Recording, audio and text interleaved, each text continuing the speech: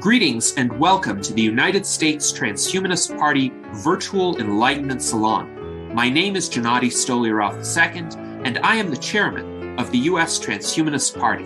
Here we hold conversations with some of the world's leading thinkers in longevity, science, technology, philosophy, and politics. Like the philosophers of the Age of Enlightenment, we aim to connect every field of human endeavor and arrive at new insights to achieve longer lives, greater rationality, and the progress of our civilization. Greetings, ladies and gentlemen, and welcome to this special Virtual Enlightenment Salon, which will be airing on Sunday, June 19th, 2022. And joining us today is a distinguished panel of U.S. Transhumanist Party officers, including our Director of Applied Innovation, David Shoemaker, our Legislative Director, Jason Geringer, our Director of Longevity Outreach, Ben Ballweg, and our special guest for today, who also happens to be our Director of Foreign Relations, Sharif Uddin Ahmed Rana. And Sharif is a distinguished individual. He has been our friend and ally for a long time now, since 2020. He possesses more than 12 years of progressive experience as a researcher, talent economist, designer, system thinker, entrepreneur, mentor, educator, policy analyst, and innovator in data and AI. He is dedicated to the dissemination of knowledge, mentorship, and human success. And furthermore, he develops his expertise based on sustainability as applied to people, projects, and policy analysis. He enjoys working with diverse youth populations and is enthralled by the opportunity of developing optimal educational practices. He has published papers in leading international journals based on modeling and analysis of primary data-developed strategies, and he has consulted companies on project management and business development. He is a passionate faculty member who has won awards for excellence in experiential teaching.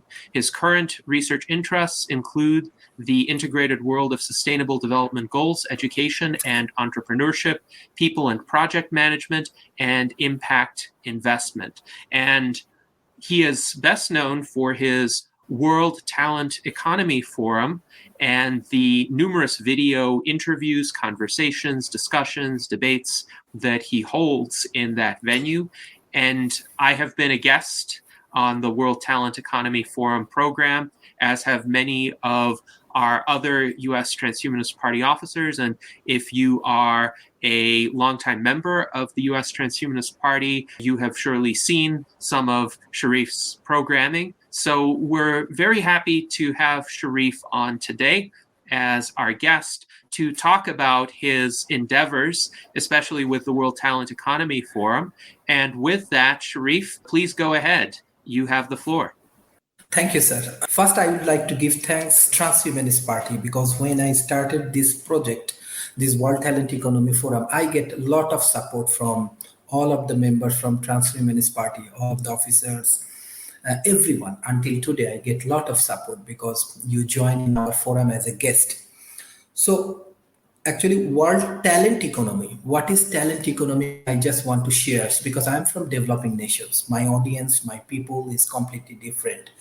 And I'm very happy that I get chance to work with transhumanist parties. And in Asia Pacific, especially in developing nations, I also share transhumanist parties' views, political view, philosophy, activities. And I find especially young, talented people, they are very positive about transhumanist party. What is the reason behind that?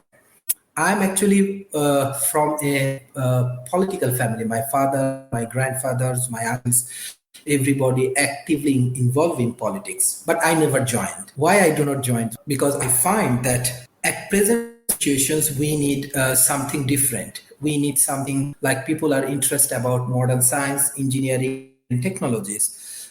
People has less hope about politics. But when I join with Transhumanist Party, I find that my visions, like what I call talent economy, and transhumanist vision is completely different. My audience is different because I'm from developing nations. My audience is grassroots level people, and they need more of your support. And when you people, especially different officers, chairmen from transhumanist parties, different scientists join in World Talent Economy Forum, actually it's create inspiration to the youth community in Asia Pacific. You know, in Asia Pacific, around the world, 40% people live in Asia Pacific. And beside that, 57 to 60% actually youth, those who are under 30 years old. So my target is 30 years old peoples, those who can contribute more, those who can help us more, those who can go for more innovations, and we can build a new nations. So that's why I believe that transhumanist party objective and talent economy objective is same, but we are heavily involved with grassroots level people. And after 2020, because of all of your support, because I want to give special thanks to all of the transhumanist parties people, all of the people from around the world, those who join World Talent Economy Forum, because try to understand where I am from. I am from a country, very small country, Bangladesh, and even very small village. It's called Rajbari. But I find globally there are a lot of good people. We have a lot of opportunities. We can connect each other. We do not have any difference. We can, as a human, our thought process and everything same. But what we get as an opportunity in the developing world, when I grow, we do not have electricity. We do not have proper healthcare. We do not have proper education. We do not have proper transportations. Nothing, nothing. But from there, we step by step, with our hard works, we grow our nations. What we call uplifting society. So, what actually give us more opportunity? This is important. Let's say we need more scientific involvement. We need more innovations. We need more help from developed world. Developed world has resources, they have money, they have knowledge. I'm not looking for money.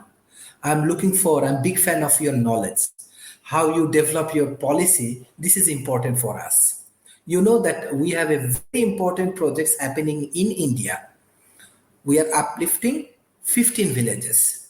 So in these 15 villages, we have 30,000 people, grassroots level people. So me personally share your policy that this is the futuristic policy. You can implement it, you can apply it, and they're happy. They start, oh, this is the way we can work. So that's why next year we have our conference, Nikola Tesla Technology Conference in India. Why I'm doing it in India? Because of my audience. My billions of people live in South Asia. So this is the way step by step we are growing. Yes, before I starting this World Talent Economy Forum, last 14 years I contribute for educations. I engage with millions of people, both in the developed nations and developing nations. I visit many universities. When I visit UK, I only visit universities. When I visit Germany, I only visit university. When I visit Singapore, I visit university because education is the passion. I get it from my family. And beside that, I find for the developing nation is very, very strong strategy. If they can educate themselves, they can develop themselves, then they can contribute. And I know my people are hardworking. They have lack of opportunities, but my people has honesty and sincerity. If we can give proper support, they can achieve their objective. So that's why actually Transhumanist Party and Talent Economy, no difference. Trust me, how we work, how we engage with the community, no difference. Only thing, my audience. And remember, around the world, more than 3 billion people in grassroots level, in remote area, more than 3 billion people.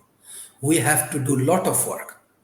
So yes, because of our hard workings and consistency of the World Talent Economy Forum, all of the support, every week, Mr. Chumakar joined World Talent Economy Forums. Every moment we get support from transhumanist parties and all of the different organizations. So example, in Malaysia, we are developing our skill college and we have a good news. Let's say Transhumanist Party actually advocate for modern science, engineering and technology. So in Malaysia, construction industry and plantation industries, they are actually heavily dependent on drone technology and artificial intelligence. And we are creating 100,000 drone pilot in Malaysia and from remote area. We are visiting Sabah, we are visiting Sarawak, and we are creating job for them. Government support our initiative. We need cybersecurity expert, we need artificial intelligence expert, because Malaysia is a very big hub for manufacturing. So all of the things what you are actually discussing every Sunday, what you are working, we are doing beside this dialogue. So Malaysia, Singapore, Indonesia, Vietnam, China, India, Bangladesh, Africa, Rwanda, we are engaging with millions of grassroots level people, and only our focus is educations, and we focus in modern science, engineering and technology. And I want to say we are getting a very very good positive response this month. Central Bank of Malaysia and Central Bank of Bangladesh, they are collaborating with World Talent Economy Forum. From Bangladesh Energy Ministries, they have 55,000 employee. Actually Bangladesh Prime Minister, actually Minister for Energy and Mineral Resources, they are collaborating with us. We are providing them training for Industry 4.0. So why I'm discussing too much of project? We need support. We need intellectual community like you. We need smart people like you. We have hungry people. Now we need smart trainer. We need smart people who can help my hungry people, who can help my grassroots level people, who can help these developing nations. And most important thing is that I am a really, really big fan of your political view. This world needs you, because without politics, you cannot change your society. You cannot do anything. And I'm very happy I get a very, very good people in Transhumanist Party. So people has to know more about you, know more about capacity, know more about your capabilities. Then more good people come and we can collaborate together and we can change our society.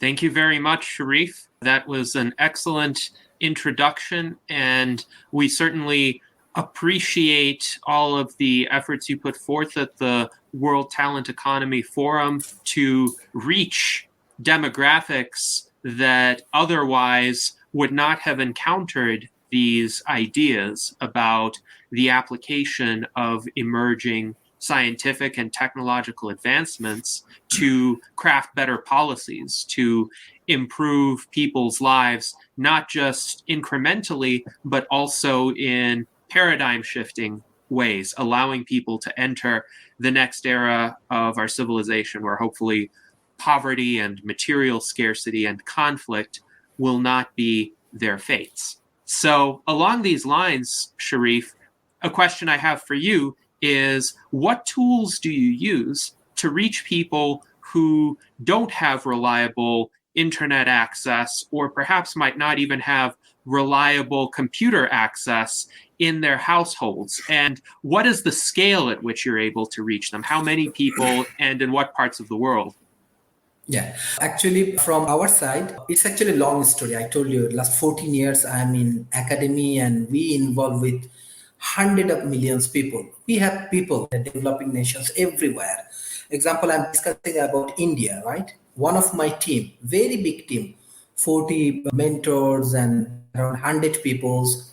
They are actually working inside India. So we have a physical office in Malaysia. From Malaysia, we are providing them our team, those who have available internets and everything. They get our support. They took it and they go to the remote area, directly go to the remote area. And this remote area, they actually not only sharing this dialogue, we are actually taking action. What we learn from there, let's say I am learning the transhumanist concept and I apply it. My people applying it.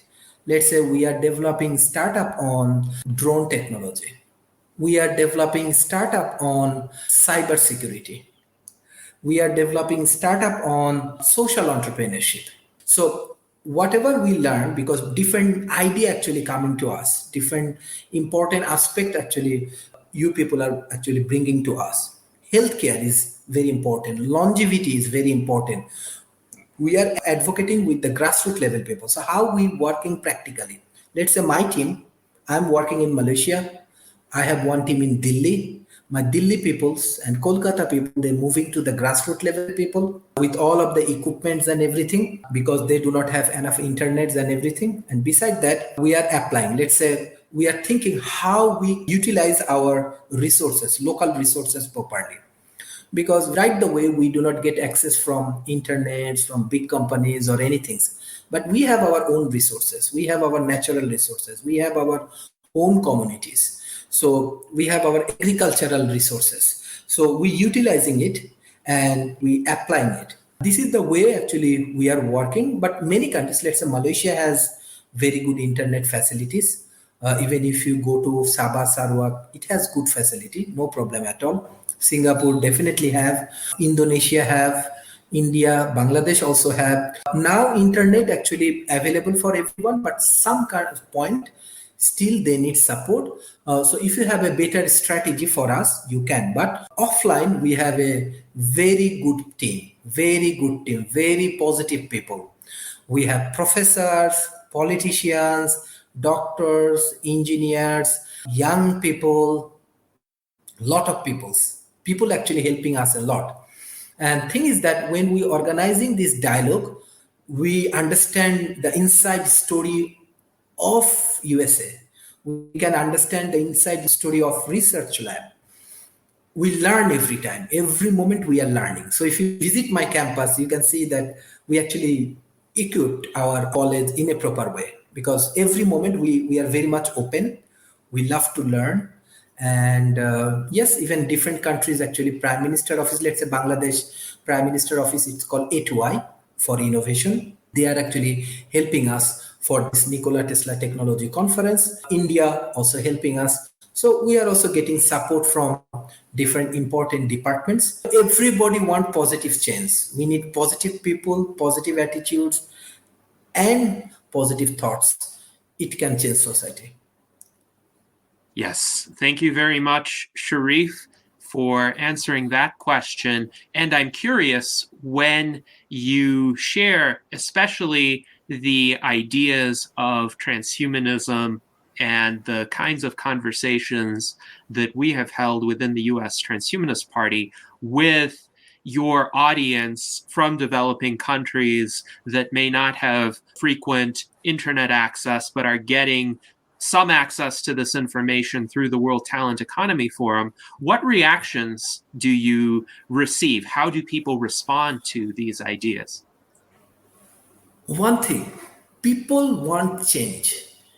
That is very important. You have to understand the mindset. And technology actually help us a lot.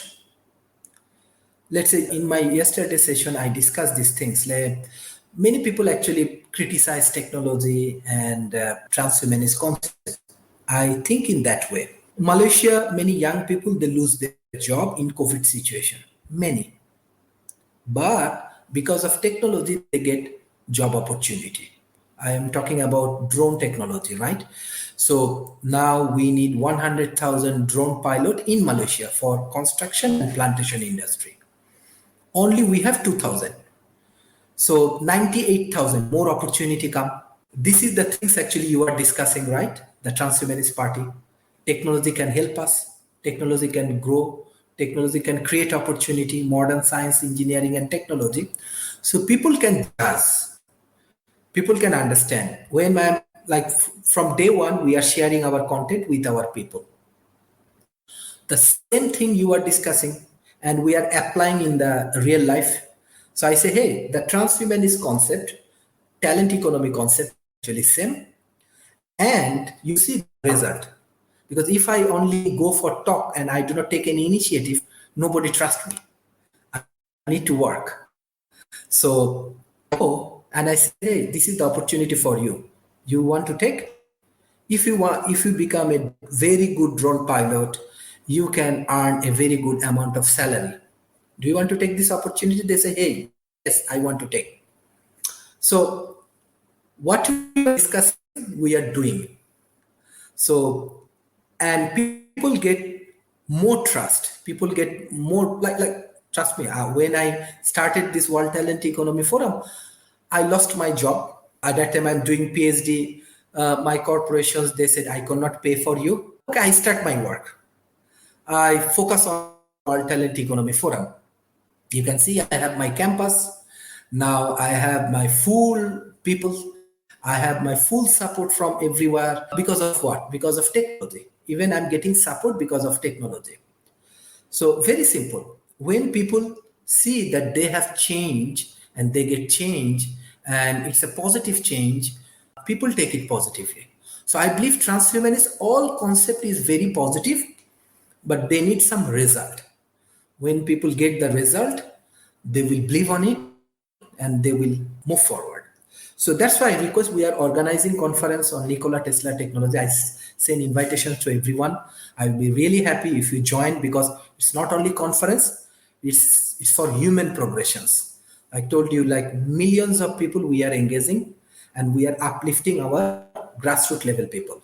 So if they personally can meet with you, they will be more happy. If personally they can work with Transhumanist Party, they will be more happy. If they get more support for their knowledge development, they will be more happy. So that is the way we are working. And I feel that how we getting support, how we getting collaborations and positive response, trust me, together in few years we'll be very, very positive organization and example for the global community.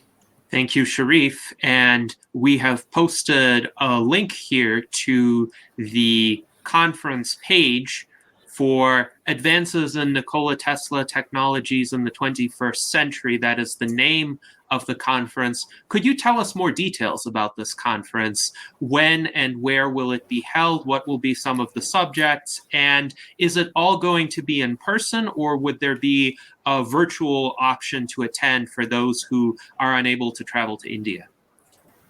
Yeah, sure. It's actually hybrid. We actually getting a very good palace from India. I said that I do not have money or anything, but the local government, local agency, they say, hey, come on India. This is a big palace. Use it. I said, okay, give us. So it's a very interesting palace. It's called Jhargam Palace near Kolkata. We will organize it. So those who want to join, they can join. Many Bollywood superstars for social life, they will join with us. So it will be very interesting conference for us. It's in Nikola Tesla because Professor Adrian, we are working with Nikola Tesla technology and already BBC promote our initiative. And it's actually all of the innovations of Nikola Tesla, like our topic including power semiconductors, automation, circuit, control, electric power generation, electric vehicles, electric engineering, electrical measurements, electronics, microwave, mobile computing, photonics, all of the innovation. You know that Nikola Tesla has a lot of innovations. So we are actually uplifting these things and we are inviting around 25,000 scientists from around the world. So it will be hybrid. You can join online and you can visit. Actually, offline, we only can accommodate in the palace around 45 people because this is very exclusive palace. And beside that, the grassroots level people, the people near Jhargram, because it's actually King's Palace, everybody joining. Joining means if you have innovation, they are happy to join in your innovations and you can integrate your innovations or technology with the grassroots level people. This is the beauty of these things. It will be hybrid. So I know that COVID is a big concern. So you can join online. We are happy to invite all of you. And offline, we have initiative, but I can inform you, let's say I'm discussing about Bangladesh Energy Ministry, right? 55,000. So as Nikola Tesla majorly focus on electric engineering, so Bangladesh governments, especially energy ministries, they need to train their people, their employees. They have 55,000 employees. So, and I want to welcome everyone from Transhumanist Party who want to join as a trainer, as a mentor, as a researcher, because developing nations need a lot of support. I always say not only for money. Money is different thing. I do not looking for that. All of my initiative 100% free. It's 100% free. But your knowledge is very special for us. Your knowledge is very important for us. And I'm sure if we can contribute together, you will be part of history. So this is the way. Now, let's say Bangladesh central bank coming, Bangladesh energy ministry coming, India coming, Pakistan also they are responding. Jordan, especially, that Dr. Talib Rafael, UN WTO Secretary General, they are also joining with us. So different developing nations, Malaysia government joining with us. So this is the way we are working, and we are getting a very positive response, very positive response from developing nations. Thank you, Sharif. And I find it a fascinating premise to have a conference devoted to the technological areas that Nikola Tesla worked on, and essentially to get an updated view as to the status of these technologies in the 21st century. So I think this would be quite intriguing. My hero. Yes, Jason, please go ahead and pose any questions or comments you would like. Tesla is, my hero, and if he would have, the technologies would have came out when he brought them out. If he would have been good like Edison at marketing and stuff, or like Elon, we'd live in a whole different world by now. We'd probably have flying cars. It's just crazy. We'd probably have free electricity. He wanted to electrify the whole world for free. So I would love to talk more about his stuff. So I'll probably be there at the conference if you invite me. I was thinking it might be a good idea to try to get some of the ambassadors together to go to your conference, to the USTP, and we can maybe have a little gathering.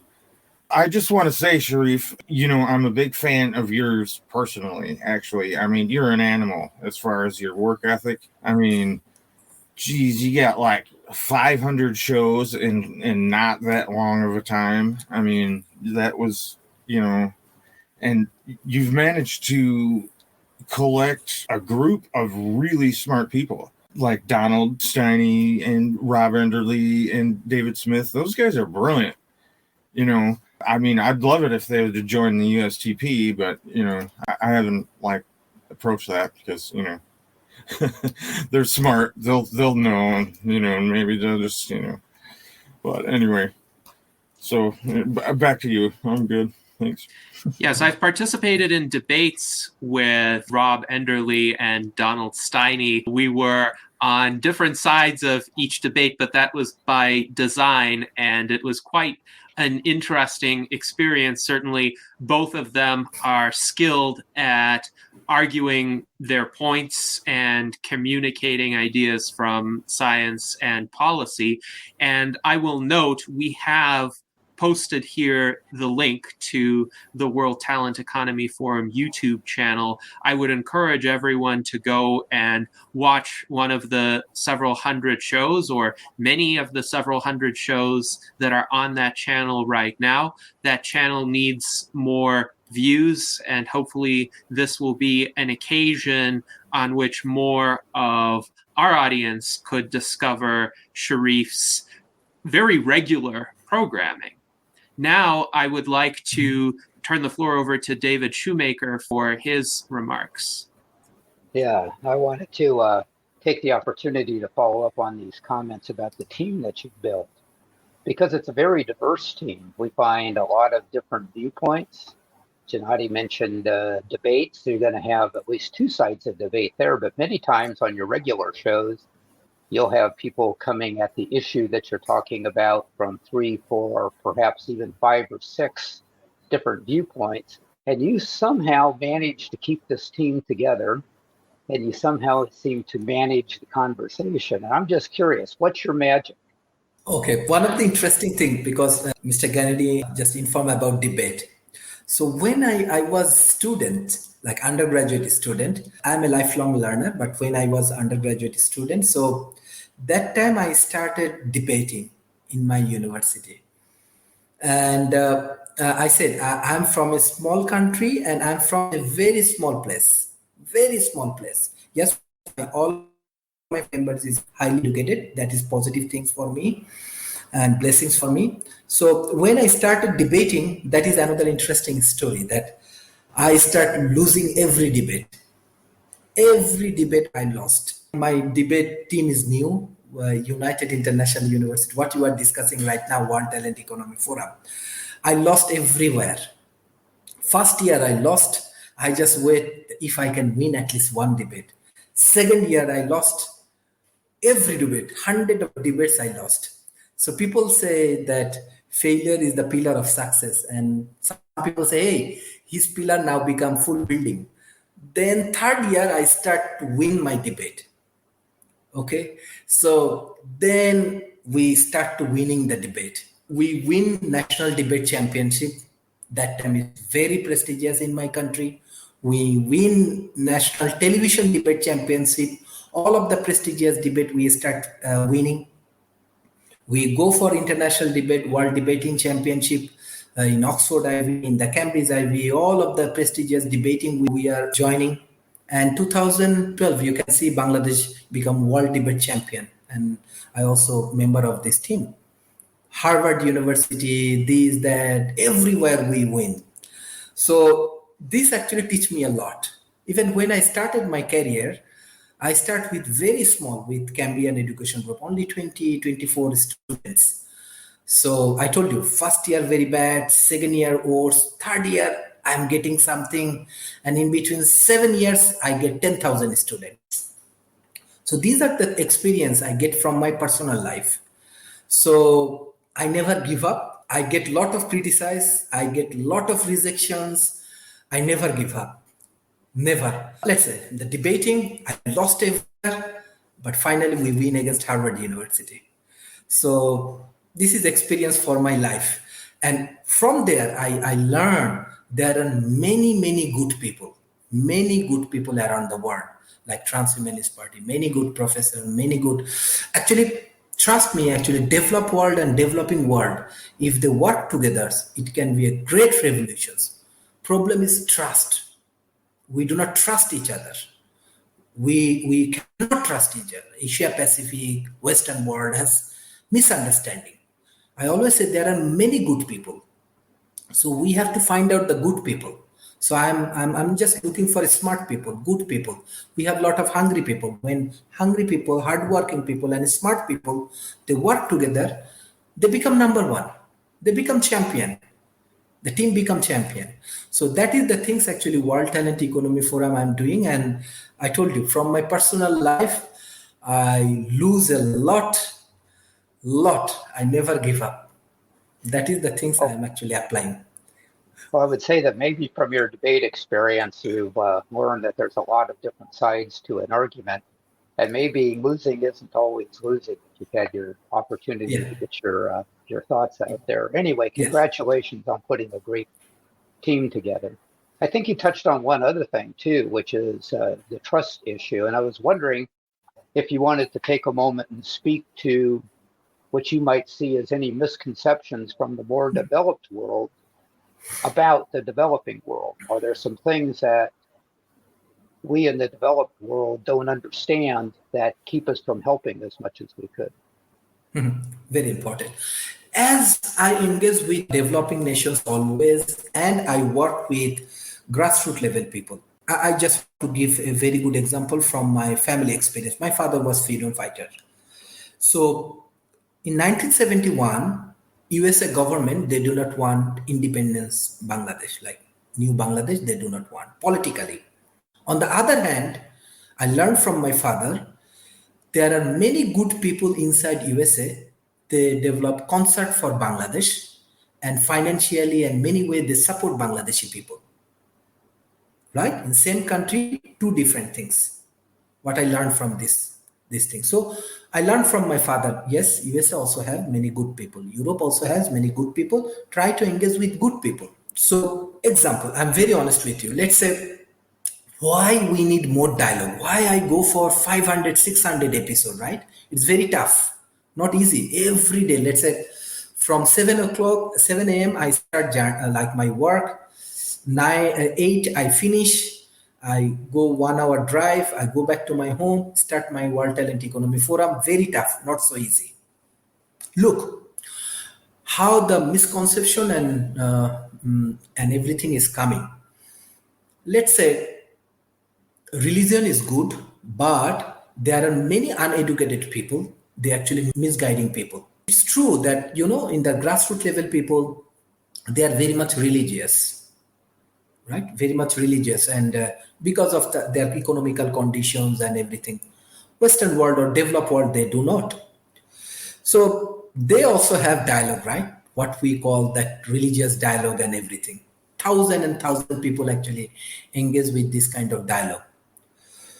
What happened, this kind of dialogue? I personally, I engage and I know in that kind of dialogue what we call wars or religious things.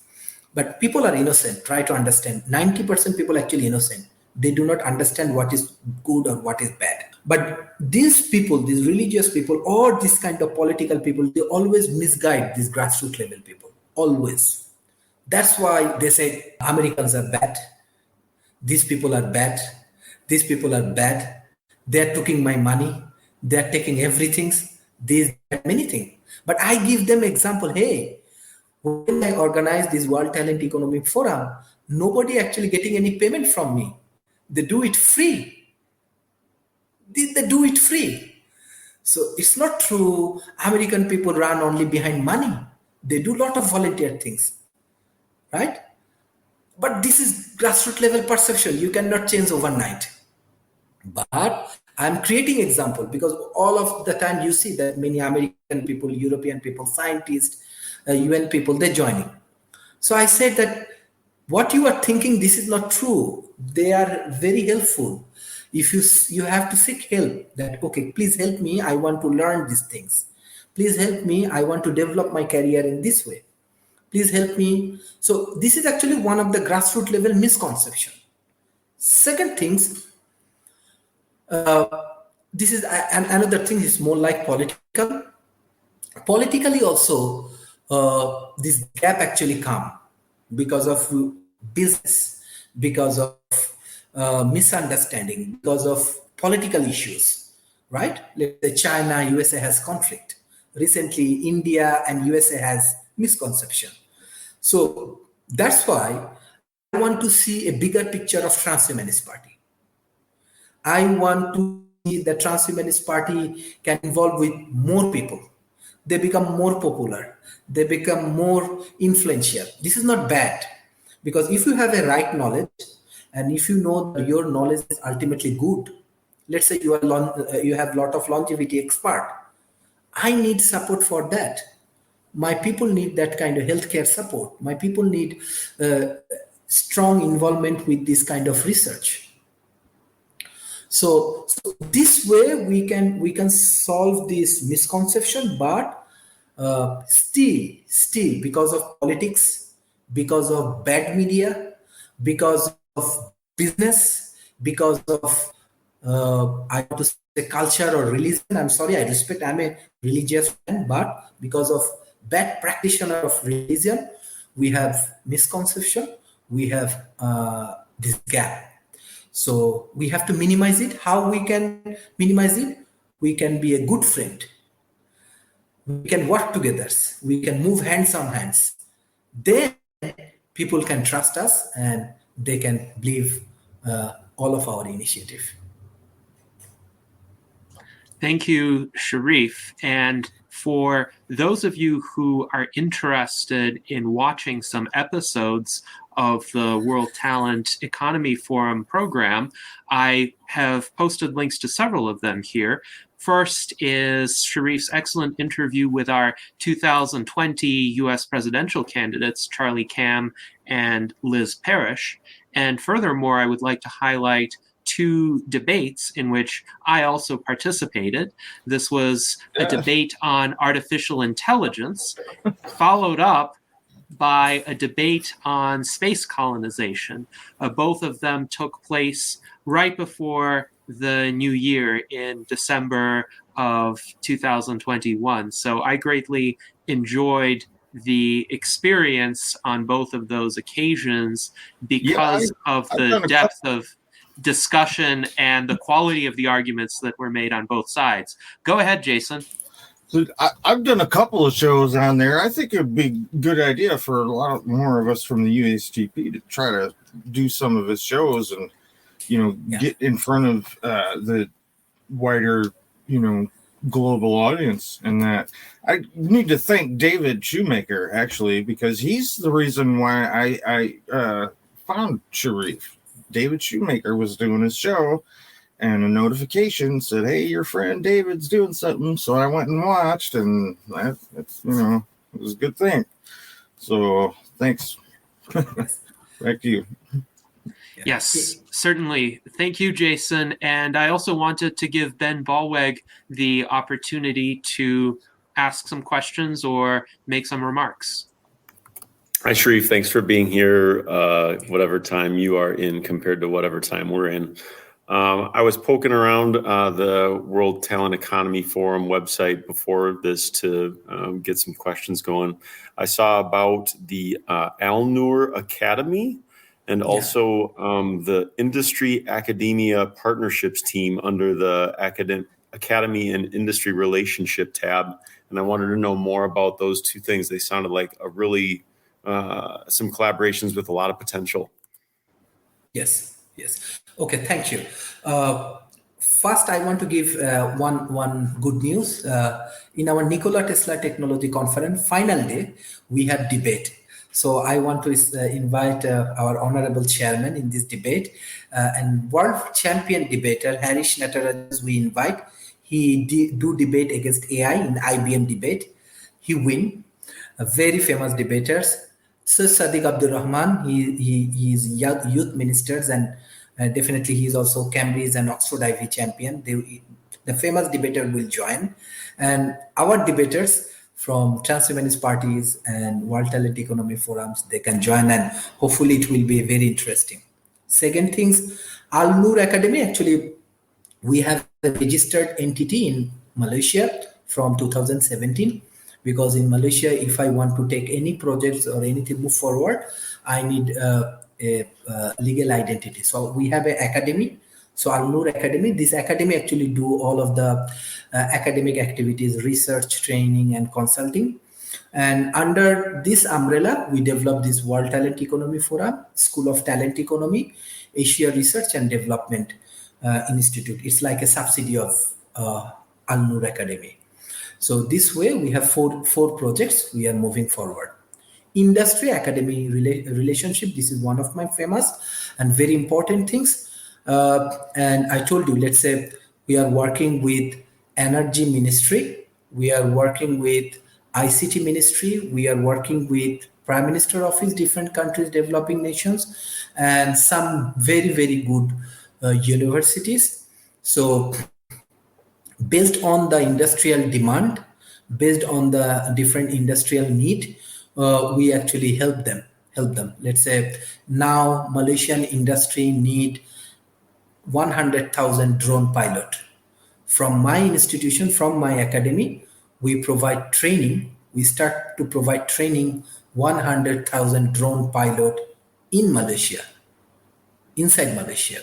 So this is the industrial demand we are fulfilling. Developing nations has huge gap. I always say that developing nations has lot of problem. It's need lot of solutions. So I always welcome all of the entrepreneurs in developing world. Perhaps you get more room. You can prove yourself.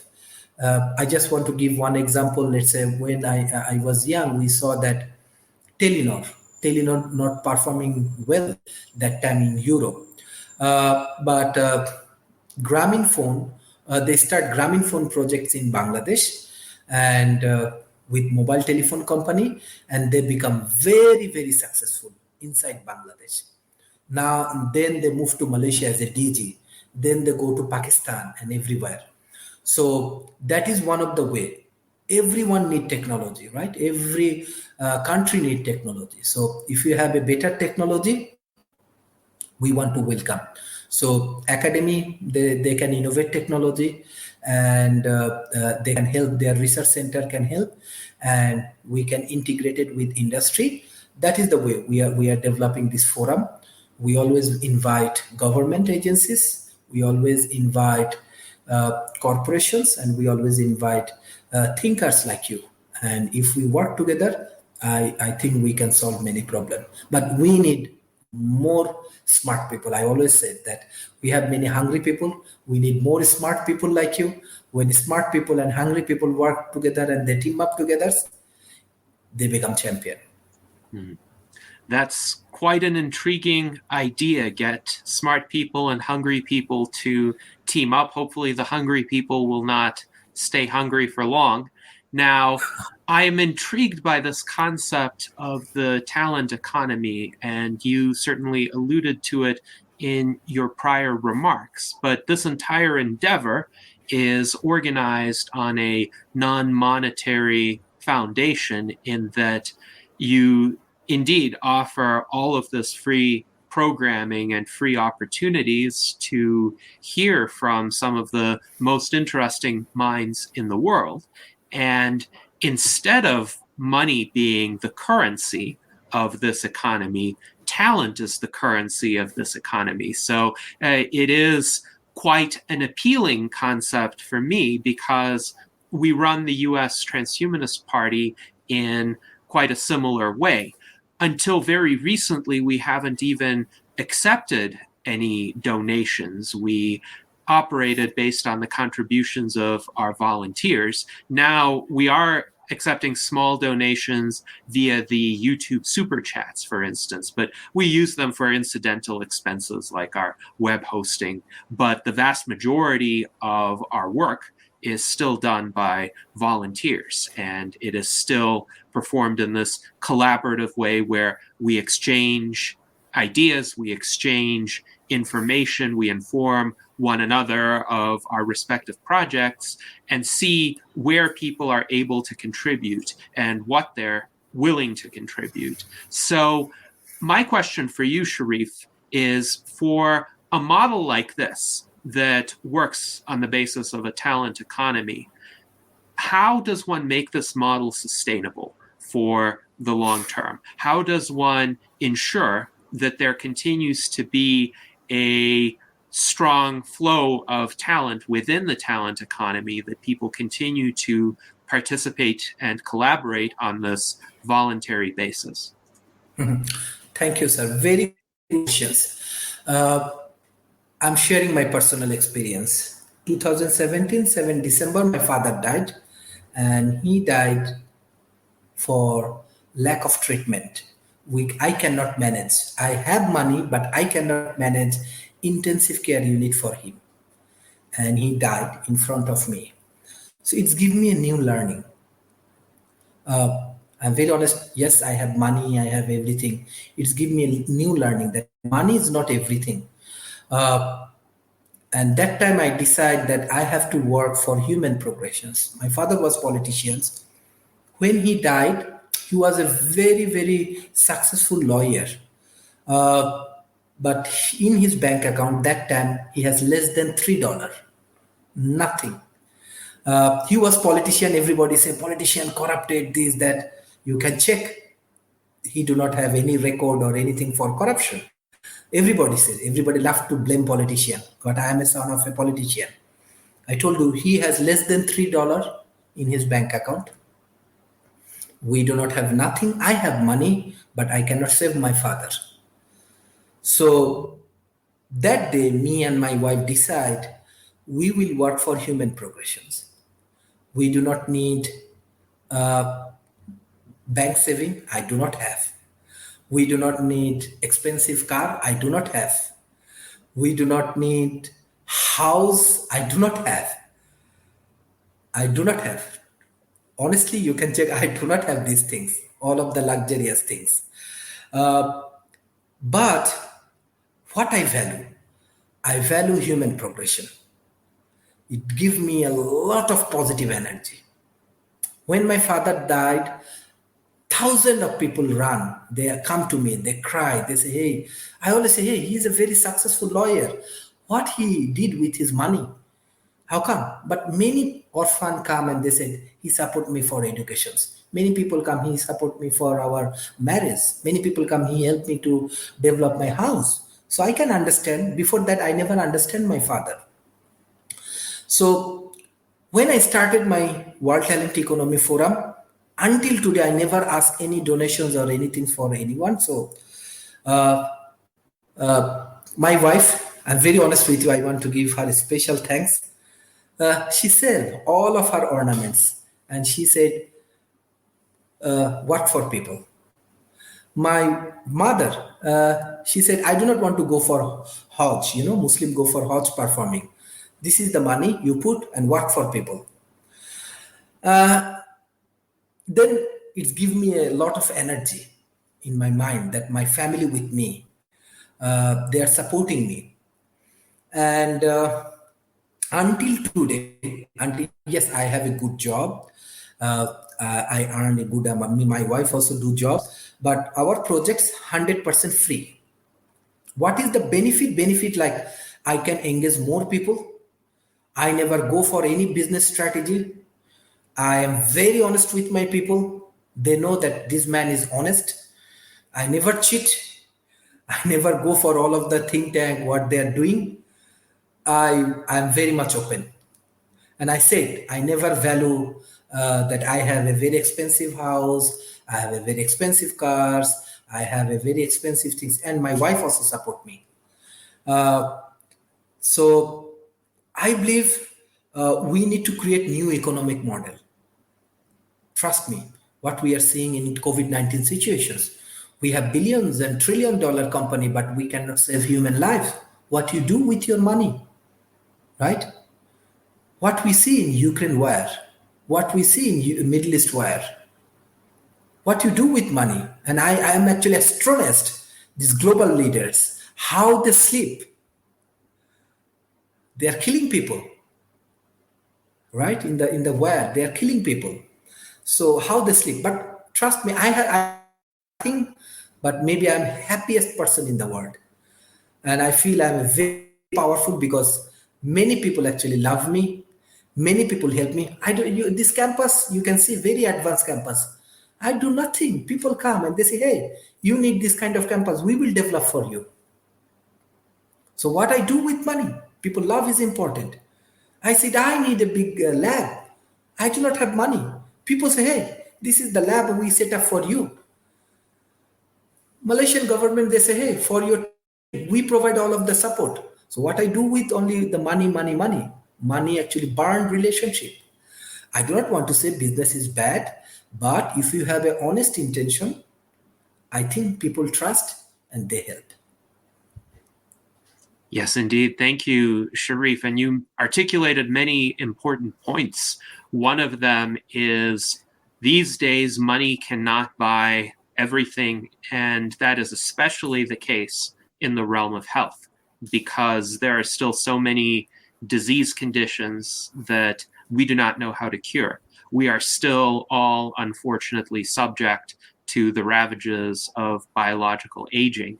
And the story of your father was particularly poignant because you had money that could have helped him, but the society you were living in and the society we are living in most likely would not have been advanced enough to save him.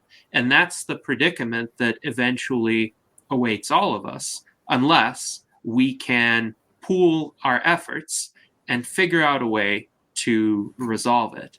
And certainly, the more talented people are brought into our ranks to exchange ideas, to work on projects that overcome diseases and overcome other areas of human suffering, the better off we will be.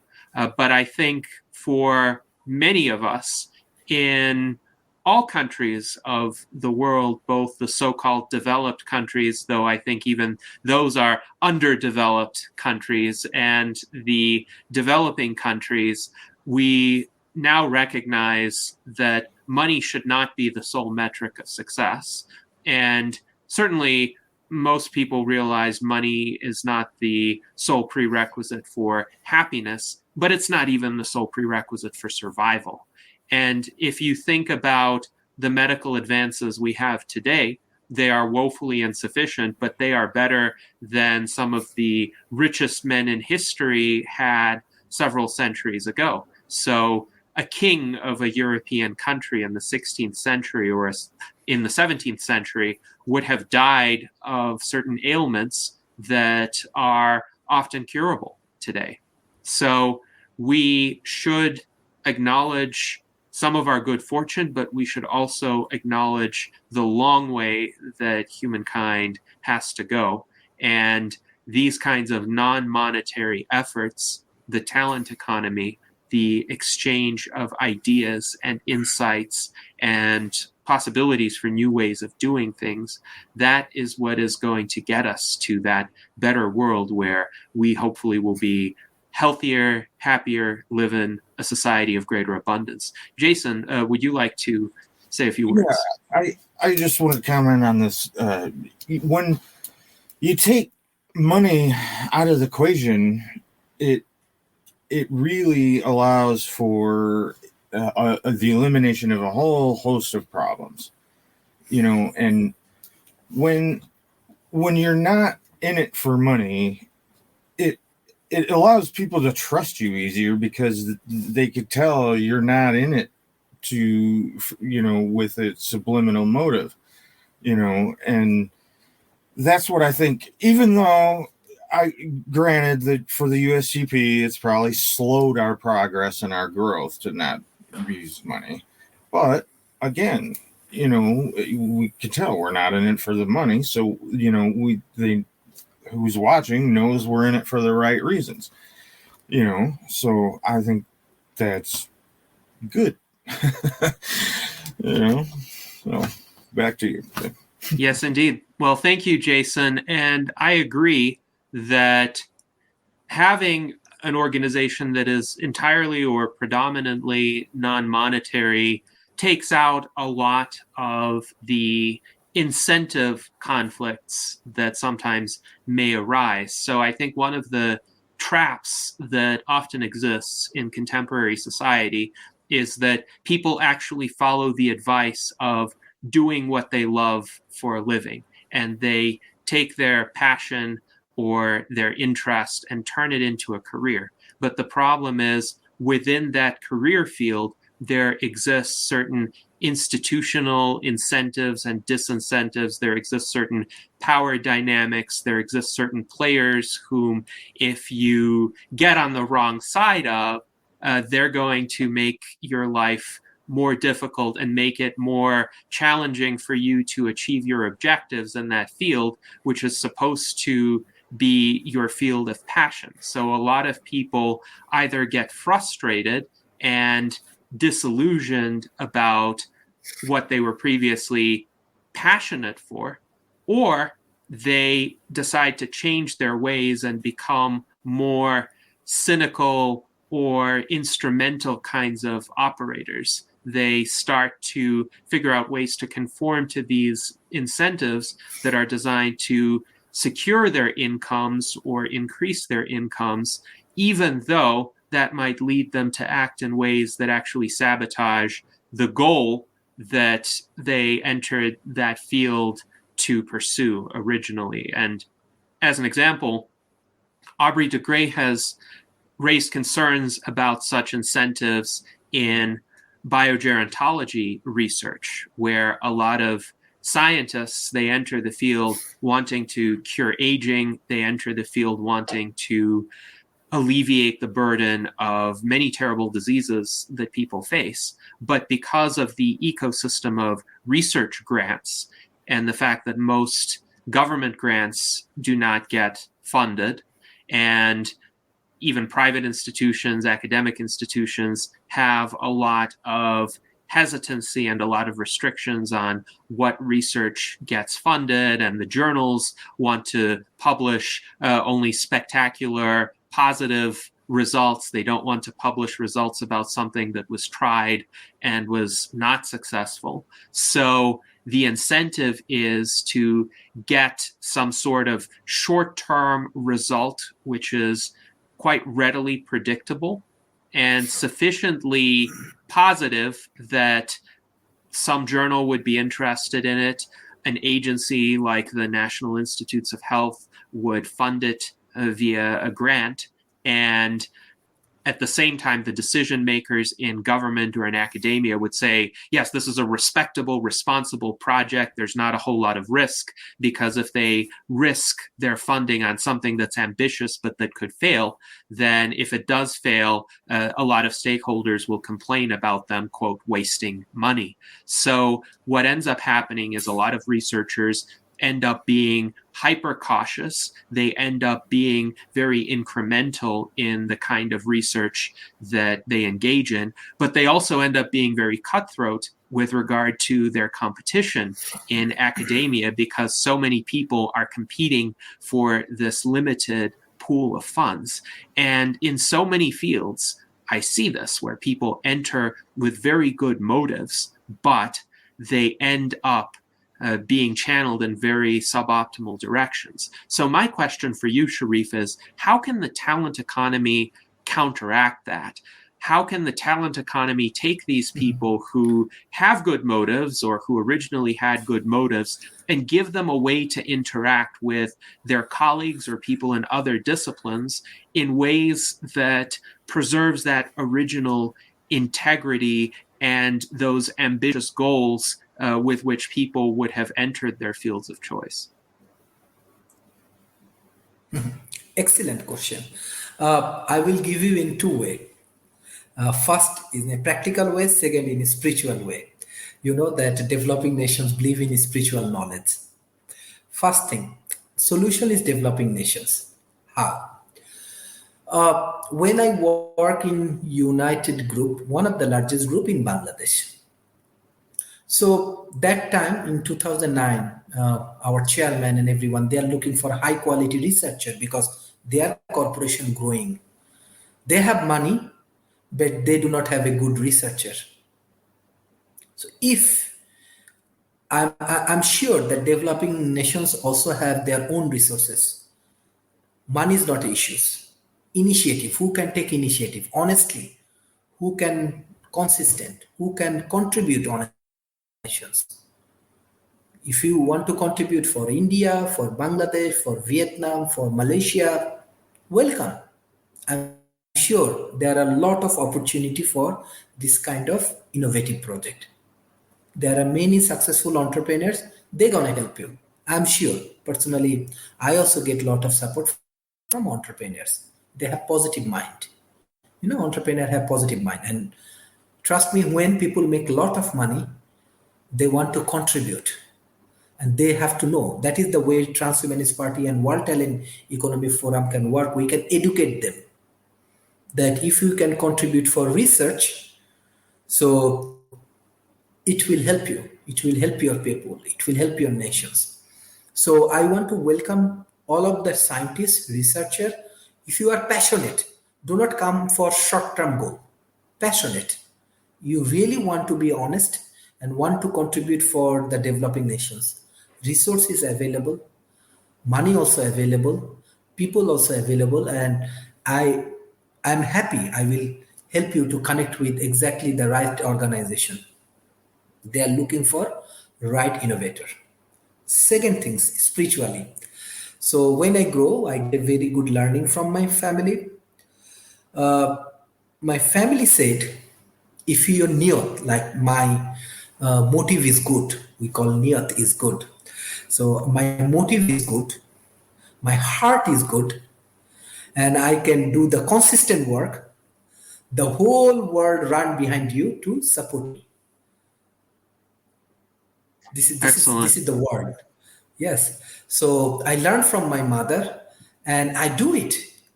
Trust me, I never run behind central bank. Many people run. They come to me. They send me email, they send me paper. Hey, we want to work with you. Many people only die that how they can connect. I never go. So that is the things I learned from my mother. If my niyat, my motive is good, my heart for my work is good, and I can do the hard work and consistency, the whole world, the whole universe, what we call connecting dots, is going to support you. So I request is some kind of spiritual things you can practice. Trust me, you will get result. those who are researchers. Yeah. Thank you, Sharif. And this is quite intriguing advice because we are discussing a new paradigm of organizing collaboration and organizing systems of talent exchange and talent growth and project development, because what you are describing is the creation of a network. And this network can be distributed all over the world. To some extent, it's less centralized than conventional organizations, but what it needs is a nexus or multiple nexi of information exchange and discussion and idea sharing. And that's what the World Talent Economy Forum provides. That is what the US Transhumanist Party provides by donating our time, by engaging in these discussions. We find out what kinds of interesting people are out there, what kinds of ideas are they originating, what kinds of projects are they working on, and this gives us more specific thoughts about what could each one of us do next, what people should we engage with further to perhaps start a new collaboration. And those who are in it just for the money, those who are just looking at the short term, at the next immediate source of income or the bottom line of their company or whether they're going to get the next research grant, they're missing out on these kinds of interactions and these kinds of possibilities. And I think it's very important to cultivate this distributed ecosystem of talent, particularly because that is how we get the new innovative ideas. And then the next step, of course, is how do we maintain a collaborative environment as these ideas get implemented? Because let's say somebody does go ahead and try to instantiate a particular concept, build a technology or build a company, or take that concept into an academic institution or into a research setting. Then all of a sudden they are going to be faced with all of the same old incentive problems. Or if they take it into government, if they try to run a political campaign on the basis of those ideas, the incentives involved in political campaigns are unfortunately some of the most vicious, as you are well aware of, Sharif, and of course as anybody who has followed American politics is certainly well aware. So how does one preserve this volunteer spirit and the spirit of good faith information exchange and respect for different views and respect for the other people in that system as one goes from the idea stage toward the implementation stage, especially as one comes into contact with more conventional organizations? And one reason why I'm asking you this question is because you have a lot of experience with this, Sharif. You've worked with governments, you've worked with universities, you've worked with nonprofit institutions. So how does one preserve this purity of intention, the good motives that you mentioned when one interacts with these institutions? Okay. First thing, from developing world, I want to say many entrepreneurs, many government agencies, they are very much open-minded because they want to learn. So any unique like thinker or entrepreneurs, they want to join. First thing first, transforming masses is very important. What I want to do. Second thing, record. Like, okay, previously I did this, this, and this. And third thing, understand culture. Like, understand culture. I can understand, let's say, developed world, maybe they are not religious. But example, maybe a developing nation's entrepreneur, he's rich and he believes I become rich because of my religion. So we have to respect each other. I think, and this way we can move. And final things like, actually, how should I say politely? Like, it's my understanding. This COVID, this Ukraine war, and all of the indicators, a massive change actually coming. This is also good, like transhumanist parties, like small organization like me, because we are progressive, we are positive. Massive transformation is coming. So those who are unique, those who are positive, those who love to work for people, they will survive. Those who hungry, but hungry for money and profit, maybe they will lose their position soon. It's one of my core understanding. So I know you have many good people, many good characters, many good intelligent people. I just want to request involve with people as much as possible. Engage with people. More you engage with people, people gonna help you to maintain your purity, maintain your idea, fulfill your dream. It's all about people. And if we can understand people pain, people can understand our pain. So, and I want to welcome everyone in developing nation. Trust me, many things you can do. They have a lot of problem, need lot of solution. Mm-hmm.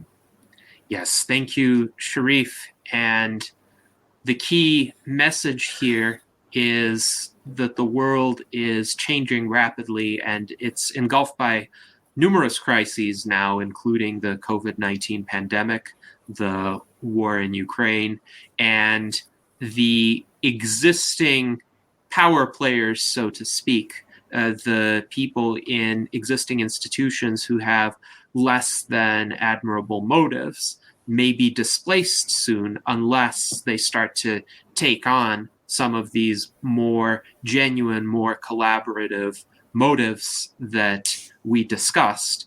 And those of us who do pursue the improvement of humankind in good faith are going to be the ones, hopefully, who remain to influence the future direction of our species and chart a way out of these conflicts. And that's a very inspiring message. It reminds me of the need for intellectual diversity in the world, in any societal or political environment, because there come about crises where existing conventional ways of thinking or proposed remedies simply fail to solve the problems. And certainly we see that quite clearly with the crises that the world is facing today. So the world needs unconventional thinkers. The world needs people who are willing to put forth constructive solutions where mainstream discourse is just all about taking a side. You're either for Russia or you're for Ukraine, for example. And a rational person would not want to be for either side in the war, but would want to figure out a way to end the war, to stop the killing. And that's just one example. There are many others in American politics. There are some who would wish to convince you that you either should be for the Republican Party or for the Democratic Party. And if you're not for one of them, then you surely must be for the other. And that makes you an extremely evil and toxic individual. Whereas, in fact, there is such a wide spectrum of views that is possible on all of the political issues that both of these parties discuss. But one could figure out ways to approach those issues which doesn't alienate half the country and which can actually solve the problems that are unfortunately just being utilized as wedges to divide one half of the American population against the other half. And certainly demagogues in other countries do this too. So we need a different way of approaching ideas and projects and talent, particularly so that we could figure out modes of functioning that survive these crises. Whereas, of course, a lot of politicians are in trouble right now, and they're going to remain in trouble. Perhaps some of them might not stay in office for another year or for another 2 years, depending on who they are, of course. But I would not be surprised if in 2 or 3 years, the major players on the world political stage are going to be very different from the ones we see in the news today. And yet I hope we will still be around to offer ideas and comment on developments. And this mode of functioning is what we need to preserve our objectivity, to preserve our integrity, and to continue to connect with people, to continue to discover new possibilities, new approaches to these problems. So thank you, Sharif, for those insights. And now I want to see if David has any additional comments to offer. Oh, I do, as a matter of fact. So while we were talking, I was thinking about the entrenched parties here in this country, Republican, Democrat, and you have some of that as you go different other places, or if you look at it in the business world, you have the big monoliths. But the world is changing, as you were saying, Sharif, and Janati as well. And I see some encouragement, because as you were talking, I was thinking about open source software development. I mean, software is dominated by big players, yet people working together and building on ideas and leaving the code open and letting somebody else build on those ideas and leaving the code open is gradually taking off and gradually making inroads, even in the midst of these great big players that are out there with their big marketing budgets and so forth. So I think those are good things from the U.S. Transhumanist Party's point of view as we use our open source concept, and World Talent Economy Forum does the same. And we keep at it, and we keep building, and we keep letting others build on top of what we're building. I think it's going to have a good outcome. Now, another question that I was thinking about too, as we were talking about the talent economy. And I understand that you have a book that you're working on, and that book is going to talk about the talent economy. So I think that's going to be a really good way to get information out, as well as what you're doing with conferences and what you're doing with the online forum. But maybe you could tell us a little bit about the book and what you hope to do with that. Yeah, it's actually a scientific book. Thank you for your question. It's purely scientific book. Many scientists from around the world, they're actually writing different chapters with me. And definitely what we learned from this World Talent Economy Forum, we published it as a scientific paper. Look, I told you, I grow in a place that we have many talented people, especially developing nations has many talent. Yes, we have many challenges because lack of opportunities. That's why I joined Transhumanist Party, because I find it's a very good opportunity for my people. They can learn, they can grow. My grassroots level people, they do not know how to develop a good policy, right? And they do not have maybe money to pay for big consultant. So I say, hey, it's free, take it, utilize it. And they have a good knowledge, become their good friend. So this talent economy, very important things. Yes, remotely now many Silicon Valley company, US company, they are utilizing a lot of talented from around the world, but still believe there are more talent people. They need more room. They need more support. Yes, big corporations, they have more money, they have more opportunity. I'm very small. But I believe that this talent economy actually, same what we are discussing about transhumanist concept. People can change their life with better science, engineering, and technology. If people involve with good technology, they can economically survive. They can help their family. We can be more transparent. Our nations can be more efficient, more effective, more productive, right? So last 10 years, my country's economic change, they become South Asian economical tiger. What is the issue behind that? They go with the concept digital Bangladesh, right? Everything they want to digitalized. The government office, lot of corruption, lot of things, they change it with digitalizations. I know that now we have many talented officials in the government agencies. Our banking system change, our corporate structure change. Mobile telecom give us a very, very good support in our economy. So when modern science, engineering, and technology with the proper peoples, we work together, we move forward, it create human progressions. It give you more economical sustainability. This is talent economy. I said that Transhumanist Party and my concept has no difference. Only my audience is different. Maybe I know more my audience. I can understand their pain. I can know where they live, how they live, what they need. That is the things. My audience different, but your idea, your way of thinking, my idea, my way of thinking. So maybe it's a talent economy book. Maybe most of the story already you published, but we will publish in the new way. Maybe, yeah, I'm happy. My country Prime Minister Office team, they're writing chapter on that. Central bank, energy ministries, many bank, many universities from Pakistan, from Malaysia, from India, from Bangladesh, everybody writing, everybody contributing, and they're learning. Good point is that they're learning.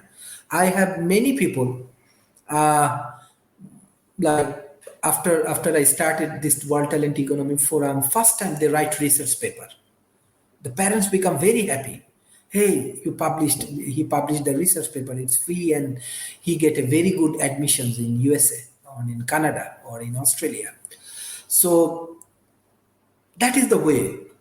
I say that I do not need anything in my life. And I discuss with my family.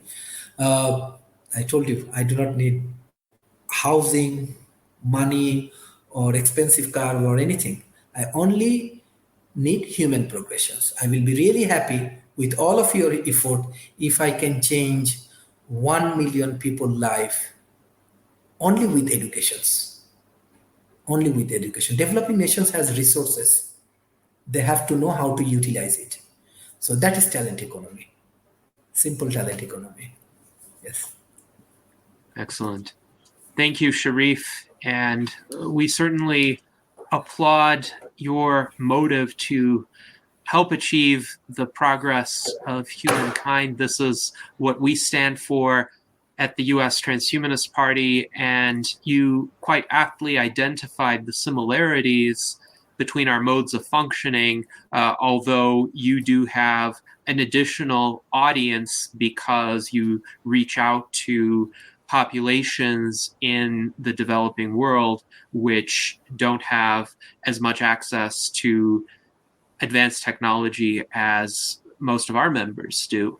At the same time, I'm curious as to how you bridge the awareness gap. And this is a gap that exists sometimes irrespective of the amount of technology available, because there is now quite an abundance of good information online that one can access for free. Sometimes one has to have discernment to distinguish the good from the bad, the genuinely helpful information from the spurious or the fallacious information or the sensationalized depictions of a particular subject. But nonetheless, there is so much good information out there from a variety of sources available for free.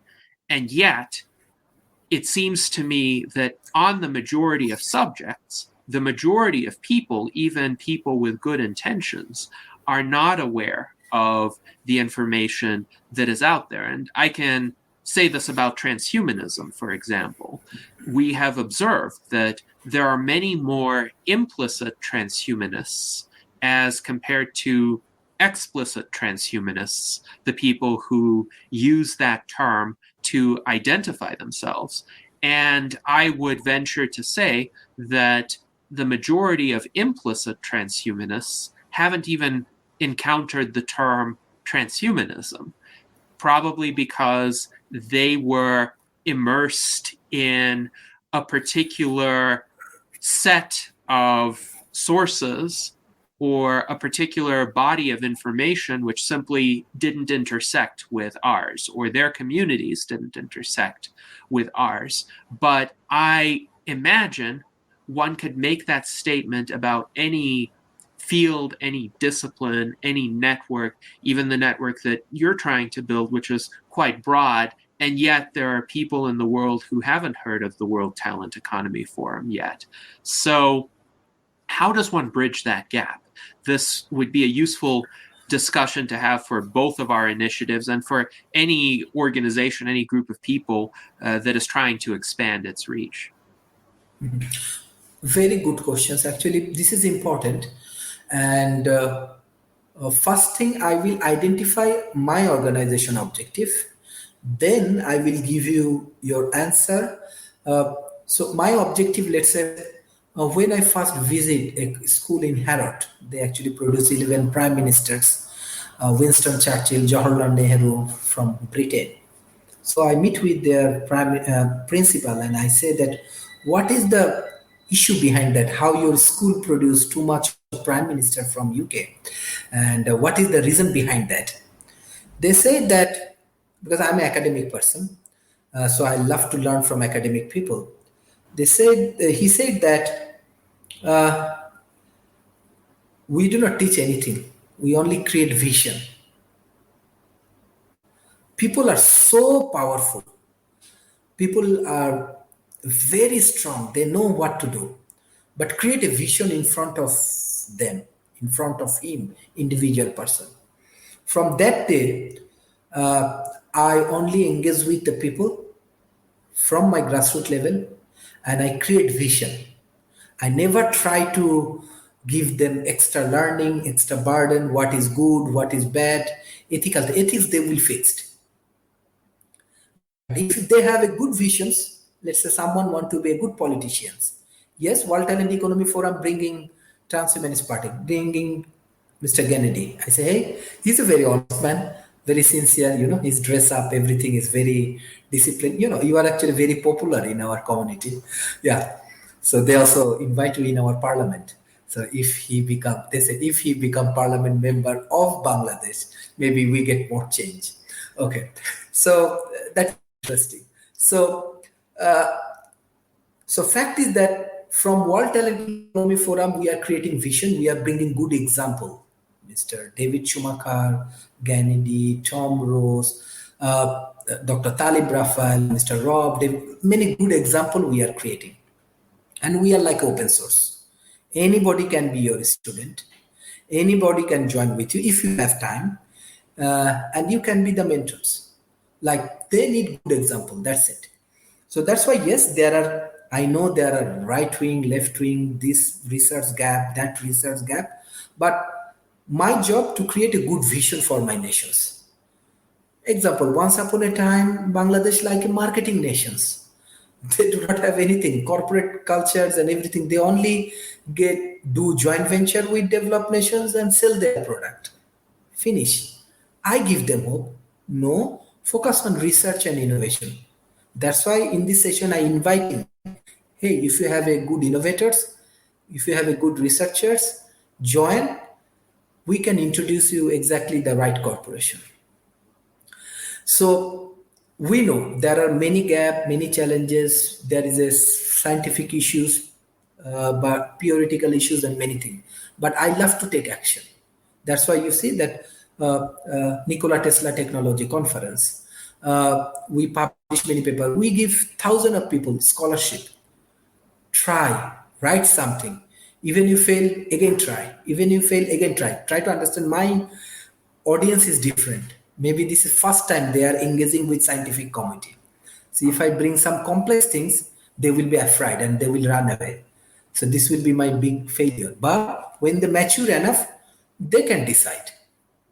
They are smart that this is good things, this is bad things. So World Talent Economy Forum, School of Talent Economy, whatever the projects we are developing, my major objective, create a positive example, and I need more of your involvement, because maybe I'm not smart people like you. You are smart, right? I'm not smart. I'm actually developing ecosystem. So you people are smart. Join with us. Change human life. They will give you return. Don't worry. Do not think about money, time, energy, anything. I'm sure they will give you return. And this way, I think we can overcome many scientific challenge. I do not want to bring them many challenging things. I want to bring many positive informations.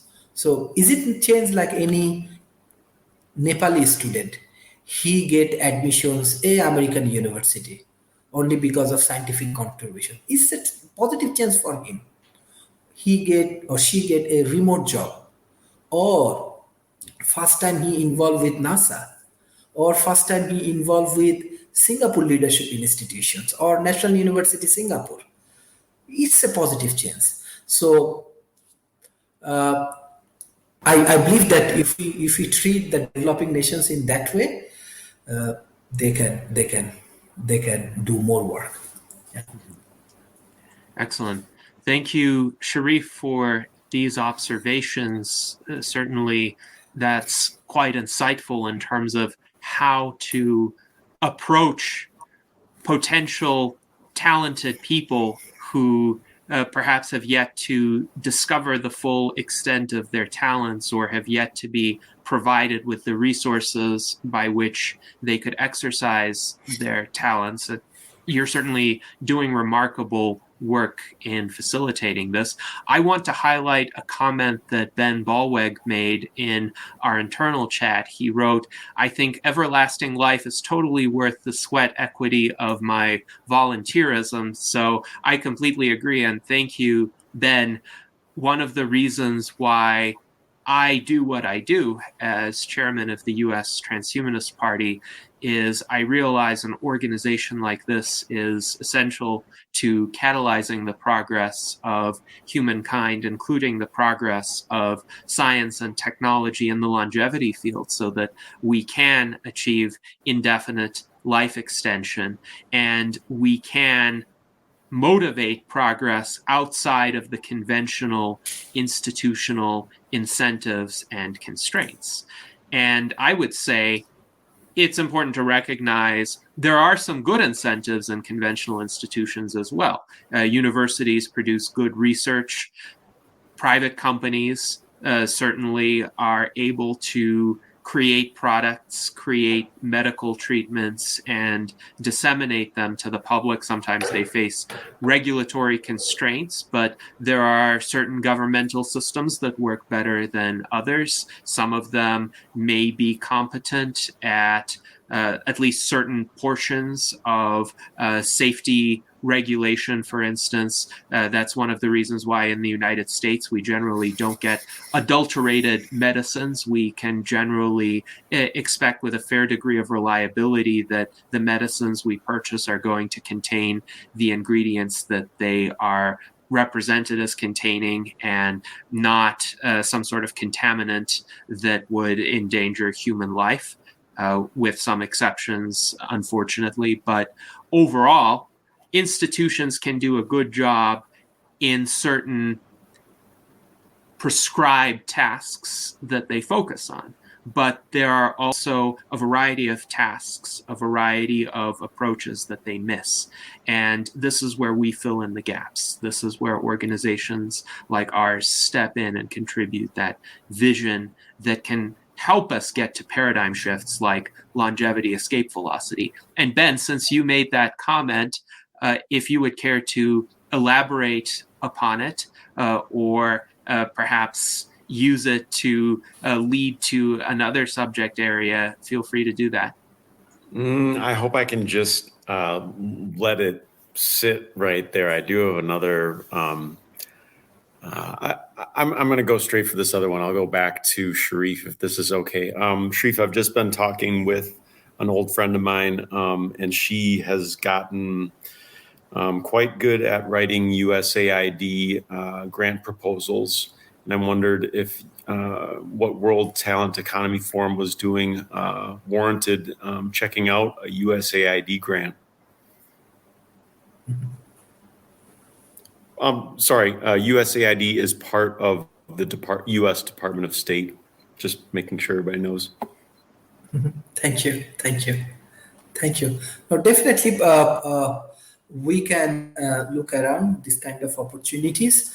But again, I just want to share, like, you will be really happy if you visit Malaysia, if you visit our Singapore office, or if you visit even our Bangladesh universities and everything.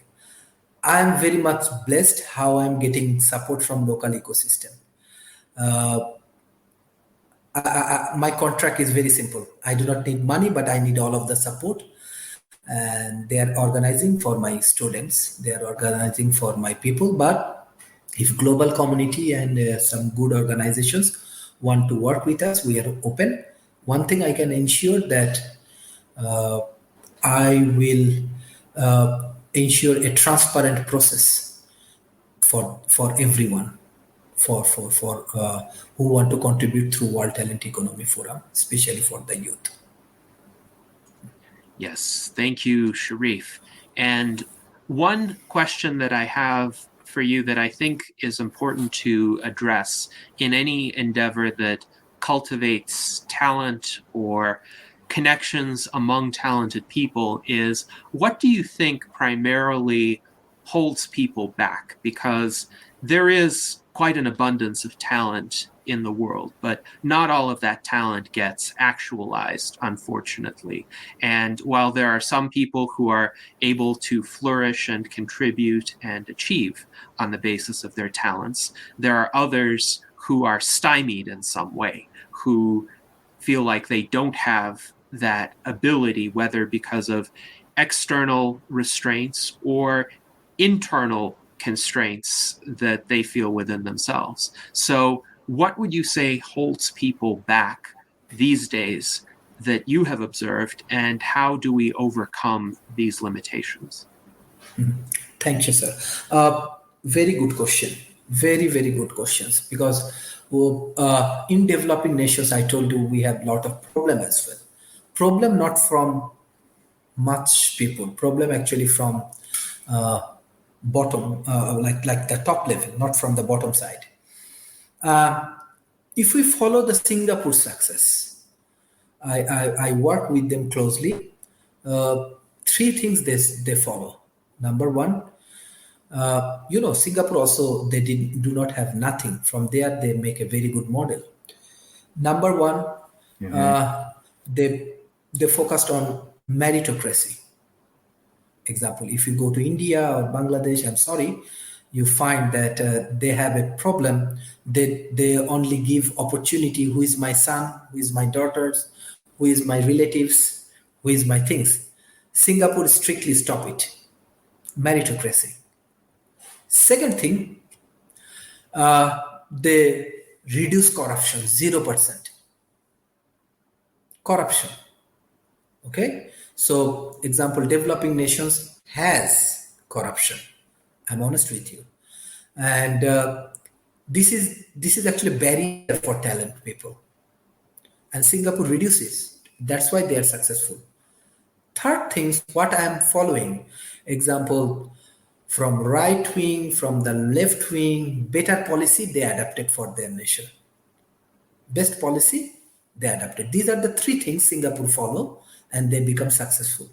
I also share the same thing with Bangladesh, same thing with India, or same thing with Vietnam. Why don't we? We have a good model here. Why don't we reduce these three things and we give good opportunity for talented people? This is actually challenges, and another things I want to say to the talented people in these developing nations, never be negative. fail and try, fail, again try, fail, again try. Positive things come. What I say about my debate, every debate I lose. What I say about my corporation debate, everything I lose. What I say my World Talent Economy Forum, many people actually refuse me. Then I find, Transhumanist Party, very positive. Many people still they are refusing me, they reject me.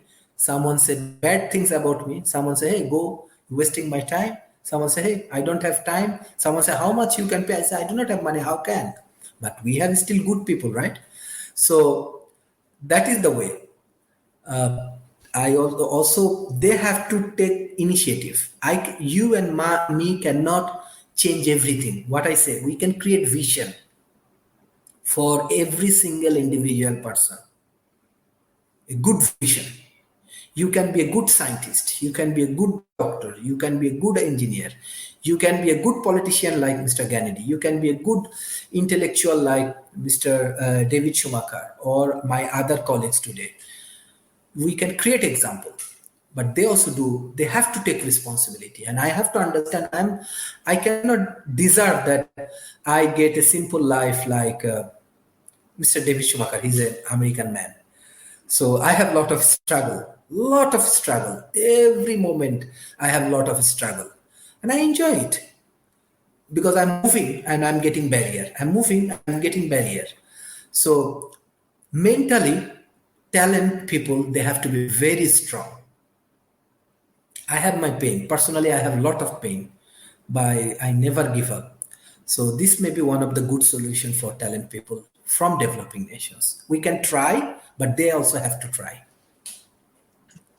Yes. Thank you, Sharif. And this is quite profound. So from the standpoint of a policy environment that brings out the best in people's talents, we need a meritocracy.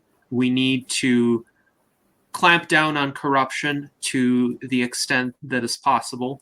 And we need to be open to insights from people regardless of their partisan affiliations or partisan leanings. So take insights from everybody irrespective of political party, but also on a more general level, including on a personal level, we need persistence because we are all going to encounter obstacles in life, some of us to a greater extent than others. Certainly the obstacles we face do vary based on the country that we're in, our backgrounds, our immediate environments, the resources available to us. But I don't think life is quite easy for anybody in the world yet, because we are not in the transhuman era yet. And each of us, of course, has dealt with our shares of disappointments, obstacles, losses. And Sharif, you related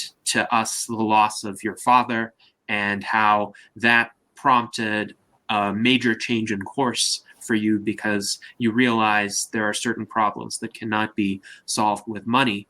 And I think the key for any talented person, for any person who wishes to accomplish change in the world, is to figure out ways to persist in the face of adversity and in the face of loss. So thank you for pointing that out, Sharif. Sometimes achievement is not a matter of a linear path from here to there. Sometimes one has to try many approaches and face disappointments and yet find the motivation to keep going. And hopefully our interactions, both for the participants as well as the audience members, the people who are just watching but are interested in what they could do, could motivate everyone involved to persist toward their goals, whatever those goals might be, as long as they're positive, as long as they're constructive, as long as they give one meaning and promise to provide some sort of external benefit to humanity, whether now or later. I hope that these conversations give such people the motivation, the inspiration to keep going. So thank you very much. And now, as we endeavor to bring our discussion today to a close, I would like to ask each of our panelists to provide some concluding remarks. Let us start with Jason Geringer. I just put in there, if you haven't quit yet, as long as you're still trying, then you haven't failed yet. So it ain't over if you keep going. But your talent economy forum, I think it has got a bright future. There's all kinds of tools coming out that is going to make it better, blockchain and everything. There's a thing called decentralized pictures that it has a community that the community makes movies and then they sell it through NFTs, and you could probably end up doing something similar. I think would be awesome. And you mentioned Singapore. I wanted to say, that's pretty interesting. The technocracy that they got is I think is really interesting. And there's a theory that there's going to be an economic singularity coming up in the future where there's like 50% unemployment and, unavoidable. It's not like there's, because there's so many jobs that has been taken up by robots and automation. So what are we going to do then? Because we don't, I don't foresee our democracy the way it is, just, being able to go hunky-dory with 50% unemployment. So, that's why I've been looking at the technocracy. It looks pretty interesting. It's kind of like the wisdom of the crowd, but it's like an educated wisdom of the crowd. So it's like a good group that's been, purposely formed and, so that we're all educated and everything. So I think that's pretty good, idea. I look forward to your Tesla thing. I'll be there if you send me an invite. Maybe we can get some ambassadors there. Our ambassador to Germany, I know, likes flying drones. So maybe you might want to talk to him about how to train drone pilots. I don't know. He's a pretty cool guy, too. I can't pronounce his name. It's Tolfdir or something. Tobias Teufel. I've had an interview with him on my YouTube channel as well, which I shall post shortly for those who are interested in watching. But yes, Jason, thank you for your remarks. And with regard to technocracy, which is essentially ruled by the technically skilled or technically competent, I agree that some variant of technocracy will be needed to solve various problems facing the human species. That is to say, it should be evident to anyone who considers political systems that problems should be addressed by those who are knowledgeable about how to address those problems. Of course, the big challenge is how does one structure a truly meritocratic system where the technocrats don't become just another privileged class that sets up barriers to entry. An oligarch. Yes, like an oligarchy. And of course, there is the famous iron law of oligarchy in sociology and political science, which essentially says that any system, at least involving conventional humans up to this point in our history, will necessarily become oligarchic over time.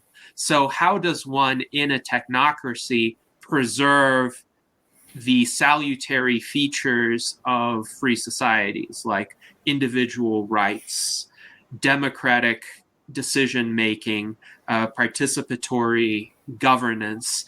All of those are important challenges to address. So what I would like to see is a kind of small L libertarian technocracy where each person still has the ability in day-to-day life to make their own decisions, to chart their own course. At the same time, the people who are more knowledgeable get more input on the issues that they're more knowledgeable about. But this is a very interesting and relevant topic for sure. And Sharif's example of the approaches in Singapore is certainly quite instructive. Now let us go to Ben Ballweg for his concluding remarks. Sharif, I'll just thank you for being here today. And I'm pretty darn sure that sometime it'll work out that the session that you invite me to, it'll be the right topic. I'll be available, and we'll see you then. Thanks for being here. Thank you. Thank you. Thank you, Ben. And now let us go to David Shoemaker for his concluding remarks. Yes, Sharif, I want to thank you also for being here. And thank you for sharing your vision. And thank you for leading by example. And I know that example is doing some good, because I love being on the forums when you have some of your students that are on with us as well. And I can see what you put into them and how they express themselves. You're doing some good work, my friend. Yes, thank you. Thank you. I have one request, like if Transhumanist Party, they want to offer courses, research project, or if you need intern, I can offer in through World Talent Economy Forum in my college and all of the developing world. Now I say that we need cybersecurity experts, so you can offer training for cybersecurity. You can offer training for drone pilot. You can offer training for artificial intelligence things. And we closely work with Malaysian government, human resource development departments, and I'm sure they're going to accept us, and we will introduce it to this my students in grassroots level.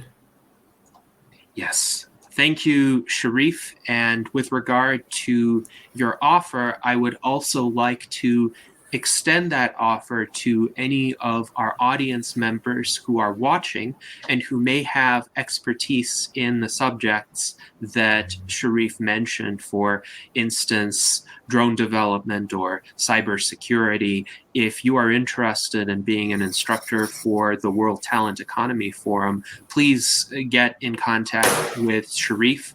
And likewise, I think many of us would be happy to teach a course virtually about transhumanism and some of the policy ideas that the U.S. Transhumanist Party has been pursuing. So thank you very much to Sharif for joining us today. Thank you to our esteemed panelists, David, Jason, and Ben.